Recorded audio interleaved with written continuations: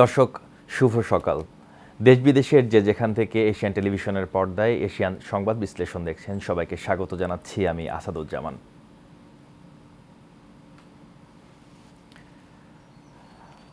আমরা প্রতিদিন সকাল ৮টার সময়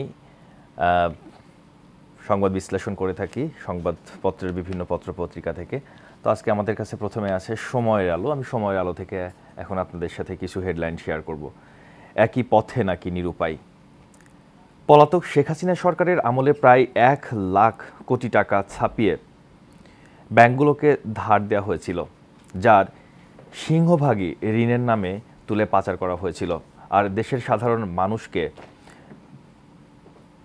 দিতে হয়েছিল এর জন্য চরম মাশুল। কেননা নতুন টাকা ছাপানোর ফলে মূল্যস্ফীতি বেড়ে গিয়েছিল অস্বাভাবিকভাবে।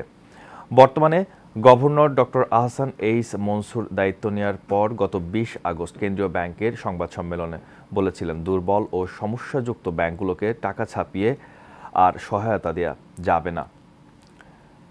অথচ গত বৃহস্পতিবার তিনি নিজেই জানালেন, দুর্বল ৬ ব্যাংকে ২২,৫০০ কোটি টাকা ছাপিয়ে তারল্য সহায়তা দেওয়া হয়েছে। তাহলে কি আগের গভর্নরের মতো একই পথে হাঁটলেন বর্তমান গভর্নর, নাকি তিনি নিরুপায় হয়েই এই পথে গেছেন? অর্থনীতিবিদরা বলছেন, আগের পতিত সরকার বা আগের গভর্নরদের সময়কালের সঙ্গে বর্তমান গভর্নরের এই সিদ্ধান্তকে মেলানো ঠিক হবে না। কারণ আগের সরকারের সময় ১,০০,০০০ টাকা ছাপিয়ে দেওয়া হয়েছিল লুটপাটের জন্য, আর এখন দেওয়া হয়েছে ব্যাংকিং খাতে স্থিতিশীলতা এবং গ্রাহকের আস্থা ফেরানোর জন্য। আমরা আরেকটা নিউজের হেডলাইনে চলে যাচ্ছি। আন্দোলনের গুরুত্বপূর্ণ মুখ হয়ে উঠেছে বুশরা। ভারতের এই দ্বিচারিতার নিন্দনীয়, আপত্তিকর, আসিফ নজরুল বলেছেন। আওয়ামী লীগকে গোনায় ধরছে বিএনপি। নিউজটি একটুখানি পড়ব।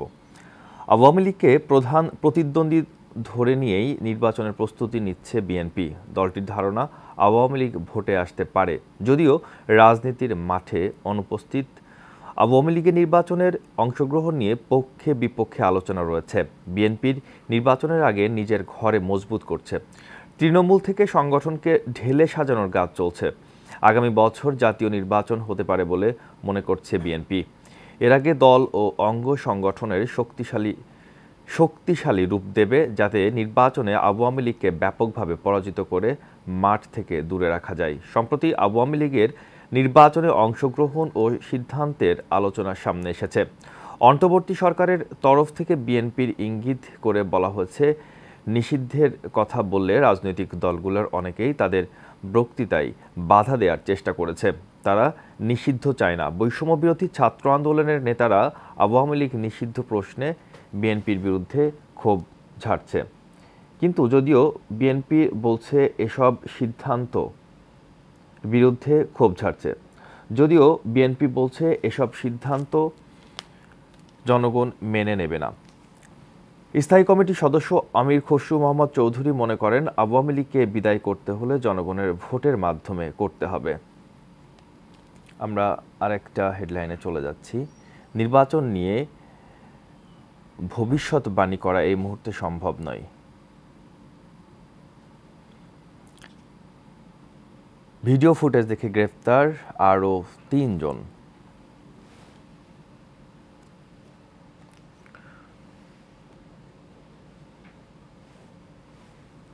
উড়াল দিচ্ছে মুরগি।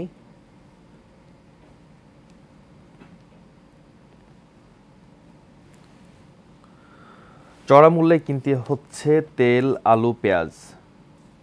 সংহতি জানিয়ে মার্চ ফর প্যালেস্টাইন।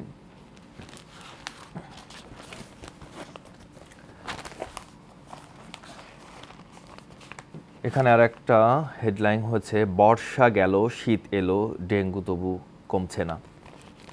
এটি একটু পড়তে চাই। বর্ষা মৌসুমে ডেঙ্গুর সংক্রমণ বেশি হয়। বর্ষা শেষ হয়েছে, শীত এসে গেছে, তবুও ডেঙ্গু উদ্বেগজনক পর্যায়ে রয়ে গেল। প্রতিদিন ডেঙ্গুতে আক্রান্ত হয়ে হাসপাতালে ভর্তি হচ্ছেন মানুষ। ডেঙ্গুতে নিয়মিত মৃত্যুও হচ্ছে। শুক্রবার ডেঙ্গুতে আরও ৩ জনের মৃত্যু হয়েছে। নতুন করে আরও 54 জনের ডেঙ্গুতে আক্রান্তের পর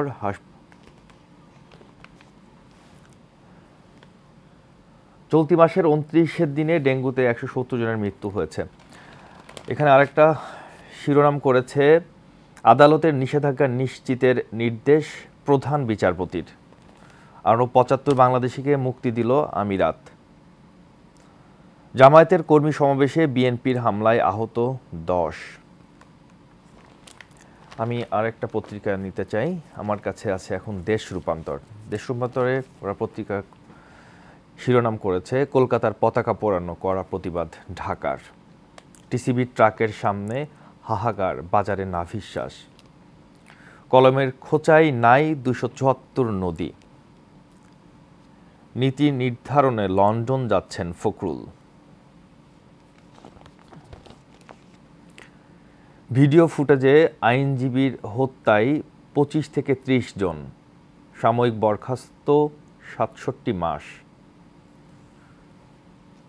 জামায়াত নিয়ে চতুর্মুখী ষড়যন্ত্র চলছে, আগের তুলনার বেশি নিরাপত্তায় সংখ্যালঘুরা।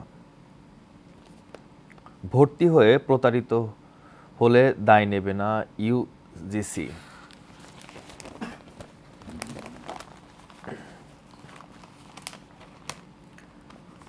ঘুষের টাকা তুলতে লোক ভাড়া। সীমান্তের ওপারে বসে তারা নতুন ষড়যন্ত্র করছে। 75 বাংলাদেশিকে মুক্তি দিয়েছে আমিরাত। 16 বছর না হলে সামাজিক মাধ্যমে না। কারা কর্তৃপক্ষের ভুলে মুক্তি লাপাত্তা 2 ফাঁসির আসামি। মাদ্রাসায় শিশুর লাশ ধর্ষণের পর হত্যা।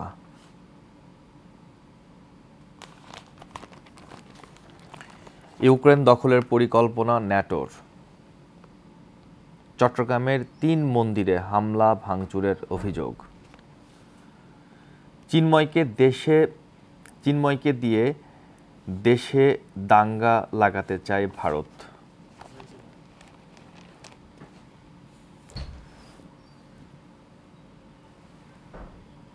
প্রতিদিনের মতো আজও আমাদের সাথে একজন অতিথি আছেন। আমাদের সাথে আছেন Rafiqul Islam রলি, planning editor, Asian TV. আপনি আমাকে শুনতে পাচ্ছেন? জি, আমি শুনতে পাচ্ছি। এশিয়ান সংবাদ বিশ্লেষণে আপনাকে স্বাগত। স্বাগত। আপনার কাছে আমার একটা প্রশ্ন ছিল, সেটা হচ্ছে, উপ হাইকমিশনারের সীমানা পর্যন্ত যে বিক্ষোভকারীরা চলে এসেছিল, এটাকে আপনি কিভাবে দেখছেন? ধন্যবাদ আপনাকে। বাংলাদেশ উপ হাইকমিশন ক্যালকাটা, যেটা কলকাতা বলছি, ওইখানে গত বেশ কয়েকদিন যাকে ইন্ডিয়ায় বাংলাদেশের সংখ্যালঘু নির্যাতনের বিষয়টা নিয়ে অনেক ধরনের আন্দোলন হচ্ছে। তার অন্যতম প্রতিফলন আমরা দেখতে পেলাম গতকালই কলকাতায় আমাদের বাংলাদেশ উপদূতাবাসের কার্যালয়ে একদল হিন্দু যারা মানে সংগঠন, ওরা কমিশনার কার্যালয়ে এসে গেট পর্যন্ত চলে আসছে। সেখানে বাংলাদেশের পতাকাটা তারা আগুন দিয়েছে। আমাদের প্রধান উপদেষ্টার ছবি তারা খুব দাহ করেছে। অনেকগুলো বিষয় ওখানে আলাপ ঘটনা ঘটেছে। সেটি যদিও বাংলাদেশ সরকার উদ্বিগ্ন প্রকাশ করেছে এবং কড়া প্রতিবাদও জানিয়েছে। কিন্তু আমার কথা হচ্ছে, এগুলো কেন ঘটলো? গতকালই এবং আজকেও আমি বাংলাদেশ থেকে ইন্ডিয়ায় ক্যালকাটা ওইখানে স্থানীয় কিছু সাংবাদিকের সাথে কথা বলার সুযোগ হয়েছিল। তাদের কথা হচ্ছে, বাংলাদেশের যে চিত্র, আসল চিত্র আসলে ইন্ডিয়ায় তুলে ধরা হচ্ছে না। যে চিত্রগুলো তুলে ধরা হচ্ছে, কোন এক সময় বাংলাদেশের হাঙ্গামার ছবিগুলাই বিভিন্ন আকারে, রিল আকারে তাদের ফেসবুক বা সামাজিক মাধ্যমে চলে আসার কারণে আসল তথ্য ওখানে আসছে না। যদিও মমতা বন্দ্যোপাধ্যায় বিষয়টা নিয়ে কথা বলেছে, উনি বলেছে এই বিষয়টা কেন্দ্রীয় সরকার বিষয়, কেন্দ্রীয় সরকার যেটা সিদ্ধান্ত সেটার বিষয়। কেন্দ্রীয় সরকার থেকে পক্ষ থেকে একটা কথা আসছে এরকম, কেন্দ্রীয় সরকার বলেছে বাংলাদেশের সাথে সংখ্যালঘু বিষয়টা নিয়ে তারা যোগাযোগ রাখছে। যোগাযোগ রাখা তারা যখন যেটা হচ্ছে সেই বিষয়ে কথাবার্তা বলছে বাংলাদেশ সরকারের সাথে। এক্ষেত্রে আরেকটি বিষয় আপনি হয়তো জানেন কিনা, সম্প্রতি একটা গবেষণায় দেখা গিয়েছে অতীতের যে কোনো সরকারের তুলনায় বর্তমান সংখ্যালঘুরা অনেক মানে নিরাপদে আছে বাংলাদেশে। অর্থাৎ মানে সেই তথ্য যারা বলছে আ মানে বিশেষ করে অন্তর্বর্তীকালীন সরকার আসার পরে কয়েকটা বিষয়ে সংখ্যালঘুদের প্রতি যে ধরনের উদ্যোগ নেয়া হয়েছে, তাদের সেফটি, সিকিউরিটি বিশেষ করে আপনি নিশ্চয়ই জানেন কিছুদিন আগে হিন্দু ধর্মাবলম্বীদের সবচেয়ে বড় ধর্মীয় উৎসবে আ বাংলাদেশের সকল ধর্ম, পেশা, শ্রেণী সবাই আমরা একসাথে হয়ে আ উম মন্দির আমরা পাহারা দিতে আমরা আ দেখেছিলাম। জি, আমি সেখানেও সেই অনুযায়ী যেটা আমরা বুঝতে পারছি বাংলাদেশের সংখ্যালঘুরা অতীতের তুলনায় যেকোনো সময়ের তুলনায় ভালো আছে। সেটাই ওই তথ্যে উঠে এসেছিল আরকি। আচ্ছা। বলেন। জি। যে আপনার কাছে আমার আরেকটা প্রশ্ন আছে, সেটা হচ্ছে বিএনপি, জাতীয় ঐক্যফ্রন্ট, জামাত প্রধান উপদেষ্টার সাথে সাক্ষাৎ করেছেন, সেখানে তারা কি আলোচনা হয়েছে, মানে আমাদেরকে যদি একটু জানাতেন। ধন্যবাদ আপনাকে। আ বিশেষ করে বেশ কয়েকদিন বাংলাদেশে কয়েকটা বিষয় নিয়ে অস্থিরতা, বিভিন্ন দাবি-দাওয়া বা পাশাপাশি ইসকন নিষিদ্ধের বিষয়ে আ বাংলাদেশে মানে বিভিন্ন দল, মত, গোষ্ঠী সবাই ঐক্যবদ্ধ হয়ে ইসকন নিষিদ্ধ নিয়ে যে আন্দোলন করছে, পাশাপাশি আরো কিছু অরাজকতার প্রেক্ষিতে বাংলাদেশের প্রধান ২ টি আ দল বিশেষ করে বিএনপি এবং জামায়াতে ইসলামী প্রধান উপদেষ্টার সাথে সাক্ষাৎ কালে আ উনি সবাই একটা বিষয় তুলে ধরেছেন, জাতীয় ঐক্য কিভাবে করা যায়। জাতীয় যদিও ২ দলের প্রধানেরই কথার মাধ্যমে জাতীয় ঐক্য আলোচনা হয়েছে, জাতীয় ঐক্যের রূপরেখা কি হতে পারে সেই বিষয়ে নির্দিষ্ট কোনো বিষয় আসেনি। তবে আশার বিষয় যেটা সেটা হচ্ছে আ যদিও প্রধান ২ টি রাজনৈতিক দল ঐক্যমত হওয়াতে আশা করি আমরা মানে জাতীয় ঐক্য না হলে ঐক্যের পথে আমরা হাঁটছি এটা বলতে পারি। আর আরেকটা বড় বিষয় হচ্ছে অন্তর্বর্তীকালীন সরকার যেটা দেখছে আ জাতীয় সমস্যা জাতীয়ভাবে উপস্থাপন করার চেষ্টা করছে। বিশেষ করে আ জাতীয় দলগুলো প্রধান দলগুলোকে একসাথে করে তারা অন্তর্বর্তীকালীন সরকার যে উদ্যোগ নিচ্ছে সেটা আমি মনে করি আশাবাণী শোনাচ্ছে। আ আমাদের যে মানে সাম্প্রতিক সময়ে যেসব বিষয় ঘটছে সেগুলা স্থিতিশীলতার জন্য আ এটা আশাবাণী আমি মনে করব। আহ, ধন্যবাদ রফিকুল ইসলাম রনি আমাদের সাথে যুক্ত হওয়ার জন্য। দর্শক, আমাদের সাথে যুক্ত হয়েছিলেন এশিয়ান টেলিভিশনের প্ল্যানিং এডিটর রফিকুল ইসলাম রলি। আমরা এখন চলে যাচ্ছি, আমার হাতে আরও কিছু পত্রপত্রিকা রয়েছে, সেগুলোতে চলে যাচ্ছি। এখানে দেখছি নয়া দিগন্ত শিরোনাম করেছেন, গাজায় উত্তল, দক্ষিণাঞ্চলের গফিরে ইসরায়েলি ট্যাঙ্ক, নিহত ৪২। ভারতের দ্বিচারিতা নিন্দনীয় ও আপত্তিকর, আসিফ নজরুল। গাজায় দুর্ভিক্ষ আসন্ন, জাতিসংঘের হিজবুল্লাহর সাথে হামলার সহযোগিতামূলক সম্পর্ক বজায় রাখছে।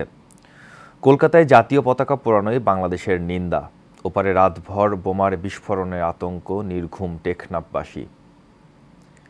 দেশকে এগিয়ে নিয়ে জাতীয় ঐক্য গড়ে তুলতে হবে, বললেন ভূমি উপদেষ্টা। আরাকান আর্মিকে ঠেকাতে রোহিঙ্গাদের ব্যবহার করা হচ্ছে। সীমান্তের ওপারে ফ্যাসিস্ট বসে নতুন নতুন ষড়যন্ত্র করছেন মির্জা ফখরুল।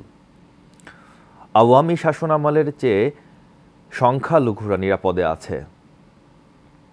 সেন্ট মার্টিনে বছরে ১.৫ লাখের বেশি পর্যটক ভ্রমণ করে। জেনেভা ক্যাম্পে যৌথ অভিযানে অস্ত্রসহ ১১ জন গ্রেফতার। বিজেপি নির্দিষ্ট একটি ধর্মের প্রতি প্রতিহিংসাপ্রবণ, মমতা ব্যানার্জি বলেছেন। ৫২ সেকেন্ডের ভিডিওতে খুনে জড়িতদের চেহারা। চতুর্মুখী ষড়যন্ত্র চলছে, সতর্ক ও সচেতন থাকতে হবে।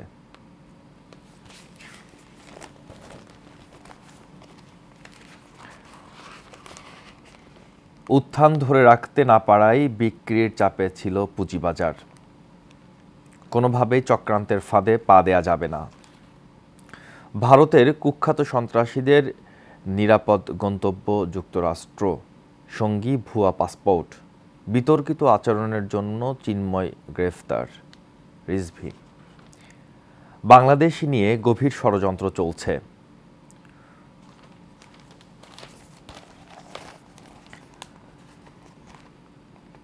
শ্রীলঙ্কার মন্ত্রিসভায় মুসলমানরা না রাখা মানে সংকট ডেকে আনা।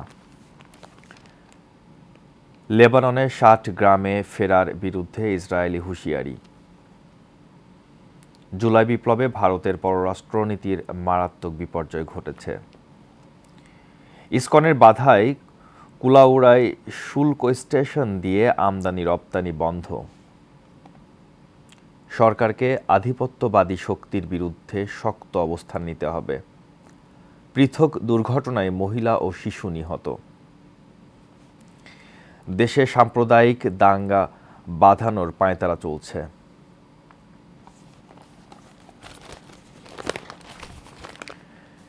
এরপরে আমার কাছে আছে দৈনিক জনকণ্ঠ। দেখি দৈনিক জনকণ্ঠ কি শিরোনাম করেছেন। কমিটির বেড়াজালে আটকা ঢাকার গণপরিবহন ব্যবস্থা। বাস কোম্পানির আবেদন যাচাই করতে আবারও কমিটি গঠন। নগর পরিবহন কবে চালু হবে জানেন না ডিটিএস নির্বাহী পরিচালক। ঢাকাকে বাঁচিয়ে রাখতে আধুনিক গণপরিবহন ব্যবস্থার বিকল্প নেই, বিশেষজ্ঞদের মতামত। ক্লান্তি লগ্ন পার হয়নি, ষড়যন্ত্র চলছে। কলকাতায় বাংলাদেশের পতাকা পোড়ানোর তীব্র নিন্দা ঢাকার। সবাইকে সজাগ থাকার আহ্বান জানিয়েছেন মির্জা ফখরুল। বিদ্যুৎ উৎপাদনে ফিরেছে মাতার বাড়ি। ভারতকে তোষণ করে ক্ষমতায় আসা যাবে না। শীত এলেও কমছে না ডেঙ্গু সংক্রমণ। জামাতকে নিয়ে চতুর্মুখী ষড়যন্ত্র চলছে, ডক্টর শফিকুর। ৮ বেসরকারি ভার্সিটিতে ভর্তি সতর্কতা ইউজিসির। এবার আমার কাছে আছে যুগান্তর। যুগান্তর কি শিরোনাম করেছে? সংসদ নির্বাচন ঘিরে বিএনপি ও জামাত তৎপর, মাঠ গোছাচ্ছে দুই দল। হত্যাকাণ্ডে জড়িত ৩০ জনকে খুঁজছে পুলিশ। ইসকন নিষিদ্ধের দাবিতে শুক্রবার চট্টগ্রামে হেফাজতে ইসলামের বিক্ষোভ। বাংলাদেশের উদ্বেগ, প্রয়োজনীয় ব্যবস্থা গ্রহণের আহ্বান। বিনা টেন্ডারে ৬০ কোটি টাকার হ্যান্ডেলার ক্রয়। ডিএনসিসির ক্ষতি ১২৪ কোটি টাকা। সংখ্যালঘু সহ সবার সুরক্ষা দায়িত্ব ইউনূস সরকারের। আইনজীবী হত্যায় জড়িত কাউকে ছাড় দেয়া হবে না। কবজি কাটা গ্রুপ ভাইগোনা বিল্লাল অস্ত্রসহ গ্রেফতার। সারা বছরই ভোগাচ্ছে ডেঙ্গু।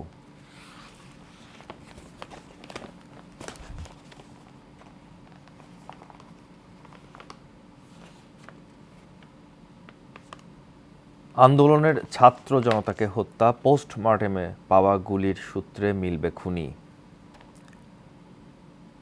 ফ্যাসিস্টরা দেখতে চাইছে বাংলাদেশ মৌলবাদী রাষ্ট্র। আলু পেঁয়াজের দাম কমাচ্ছে না ব্যবসায়ীরা। সংখ্যালঘু নির্যাতন নিয়ে ভারতের দ্বিচারিতায় নিন্দনীয়। আওয়ামী লীগ শাসনামলে বছরে পাচার $14 বিলিয়ন।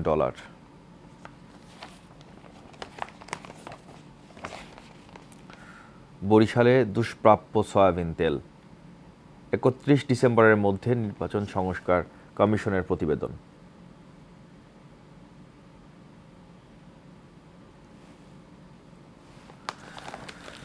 দর্শক, আমার কাছে এই ছিল পত্রপত্রিকা। তো আমরা সংবাদ বিশ্লেষণের একদম শেষ পর্যায়ে চলে এসেছি। পরবর্তীতে আমাদের সংবাদ বিশ্লেষণ দেখার আমন্ত্রণ জানিয়ে আজকের মতো বিদায় নিচ্ছি। আল্লাহ হাফেজ, সবাই ভালো থাকেন।